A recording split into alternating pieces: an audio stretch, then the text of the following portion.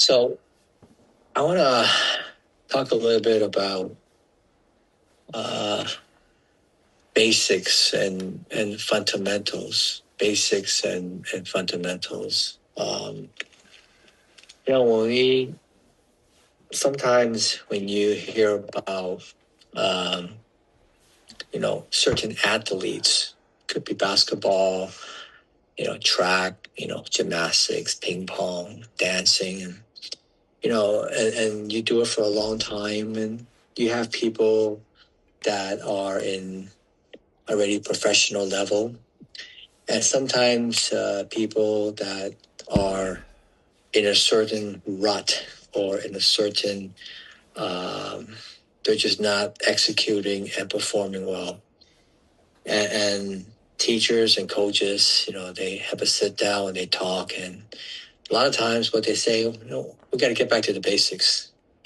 There's some deficiency in what you're doing, and you're lacking, and you're not executing correctly.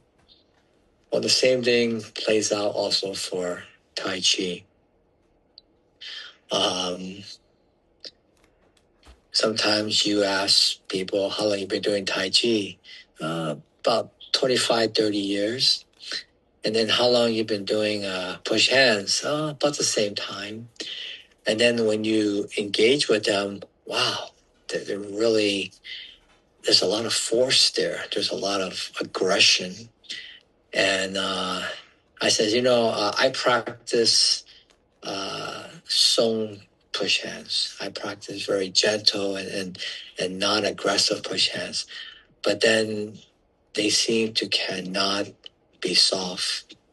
They seem to cannot be very gentle and learn how to make this connection of getting to the ground and allowing the energy to flow.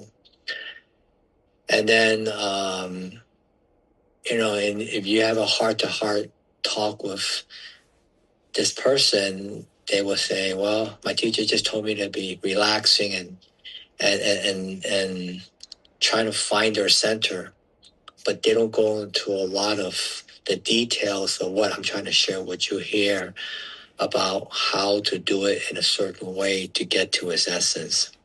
So for me, that goes back the very important notion of 基本功, 基本功. 基本功 in the translation for English, it just means basic training. Basic training. What we're doing here in the Daily 10 series is just that. It's basic training, right? Something that you do over and over and over again, that you become familiar with it. You get deeper into it over time because of your familiarity of what you're doing. You start to incorporate the acronyms. Let's talk about like the 5 R's. Suddenly, over time, now you know how to open up, right? Then you start receiving more. Then you know how to release and root, and then from rebounding to returning to complete the cycle. And through Jibun Gong, you start learning about your waist, the commander. It needs to be soft, open, and supple. And the more you do it, the more you practice, the Jibun Gong, the basic training, is going to translate into how you do the form. When you watch certain people do the form, it's just like ballet. It's very graceful, but they're not doing ballet. But when you watch them and you really understand what they're doing, it's kind of mesmerizing because they're so gentle. How they touch the ground like a cat, but yet they're over almost 200 pounds, but they're just so soft on the ground. How they move, it just looks so graceful, like they're in midair, like something very special. That's because of Jibun Gong. They understand how the energy flows. They understand how to continue sinking.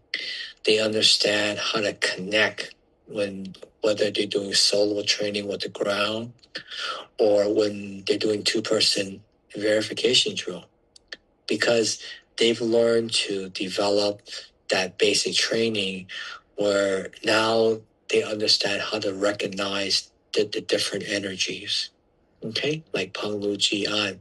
When they need to Peng, they always have this Peng energy, which cultivates into a Peng shield. When they need to roll back to yield, they know how to yield. Their yielding is not running away. Their yielding is they're sticking to you. They not only receive your energy, when you try to back out, they follow you, right? They know how to stick to you. They know how to yield. They know how to press as one unit. Somehow, when they're giving you energy, you feel that the whole unit is coming at you, and you don't know how to deal with it. That's because of their Ji Ben Gong, and the more you do it with the understanding, with the notion that you're not training a movement, you're training the principles to do that movement. And when you understand it in that idea and that framework, when someone touches you, those principles, they know what to do. It just happens because of the foundation of your Ji Ben Gong, of your training. So that's what happens. So the other day, yesterday, I did a video on Qua agility rooting, because somebody from the group says, I need more information on how to do Qua agility rooting, and I'm just not feeling it. I'm just not getting it, right? I said, okay, I'll do a video and try to break it down. So keep in mind that when I first learned the rooting series from Sifu Chen, I didn't really understand quality of rooting. It felt kind of awkward. I go right, I go left, and I just didn't feel right. But I did like rotational rooting. That somehow resonated with me. It just felt like I could connect with it very early on. So as I've said, find one that you resonate with and you can kind of push it really hard where you can try to understand it. So that for me was rotational rooting. I kept doing it and doing it and doing it. And then I started to understand what Sifu Chen was trying to teach me. Then over time, I started to understand the principles that are within rotational rooting. But like I said, everything we do, you find the connection sooner or later. And then eventually, Qua agility rooting, now over time, it's really the same as rotational rooting, just done in a different angles, different the way how they interpret it, but the principles are the same. And then from there, I start to make sense on why I'm doing it and how to do it, like rotational rooting. And then the same happened for also rotational rooting. So when I do all three right now, I can already taste what it represents internally in terms of IST. It's not just a physical movement no more. So let's take Qua agility rooting for a couple minutes here. So just like rotational rooting, when I'm doing Qua agility rooting, I'm always on the back leg. I do not go forward and shift the energy to the front. It stays in the back. Every time I'm doing a movement, I'm spiraling down. Whether I'm doing this, whether I'm doing this, whether I'm doing this, I'm always spiraling down. And that spiraling down, it goes down vertically, but it expands. That's what's happening. And I feel it more and more, just like rotational rooting. Another thing that I feel in doing Qua agility rooting as part of the basic training, not only is it spiraling down, it's also spiraling up like a tornado. It goes from one point and it expands when I'm doing Qua agility rooting. Another thing you're going to feel over time as you develop the internal experience is that you're going to feel like you're one unit. You don't have leaking energy. Early on, everybody does this because I did it myself.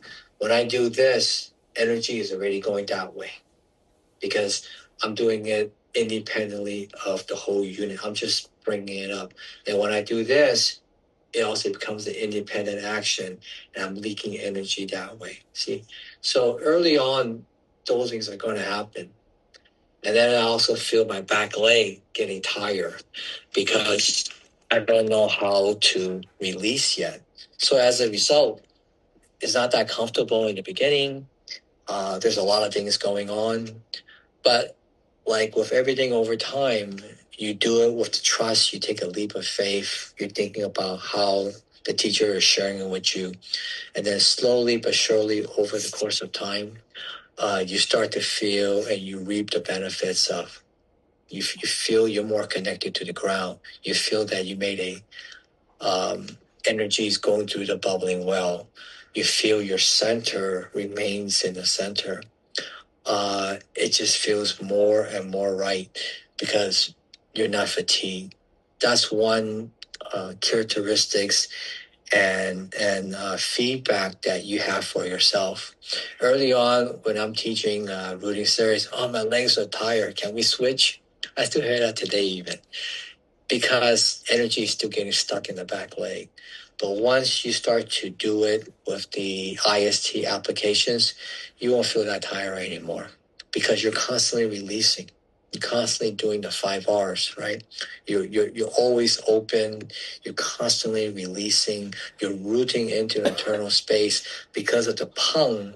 Energy keeps on coming up and returning, and the cycle just repeats itself.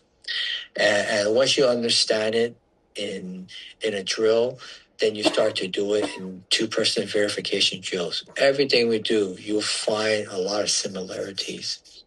So again, today the topic is on Ji Ban Gong, basic training. Okay, doing something over and over and over again, where you will slowly but surely apply the principles of how to do it, and then over time you'll feel that when you're doing the movements, the principles knows what to do now. It knows how to incorporate of how to do it. And how do you verify it? Two-person drills, right? If I touch you and I can't find you no more, I says, wow, you know how to get to your structure now. Because what we're doing, we want to develop the internal structure, right? We want to learn how to free the muscles and not get caught up into the physical structure, which has limitations. And the two-person drills will tell me if your mind is clear, if your heart is calm, if your body is relaxed. More and more, I'll know because I can see it.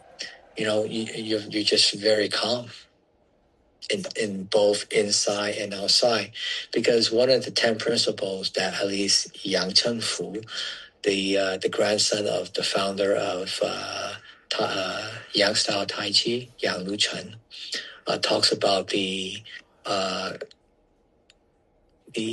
harmony of the inside and the outside, right? They need to work in conjunction. The outside needs to know its role to be sewn. The outside needs to know its role to be one unit so that the inside knows how to get into the internal space so that now you have the harmony of the inside and the outside working together. And we can all get there. We can all do it. But it's important to just keep on having those reasons in mind whenever you train, why you're doing it, how to do it, and what benefits you'll get. And the benefits you'll get over the course of time is enormous, because there's no end to there's no end to the progress because you're dealing with the universe. And then the experience that you have doing it internally will also be enormous because there's no end to it. And you feel it in real time. You feel it in real time. You don't talk about it in the past. It's not in the future. You feel it in real time, because that's what IST will offer. It's all about the present moment. Okay, so I'll talk more about Jibon Gong in the future. Hope you guys got something out of that, and we do have a few minutes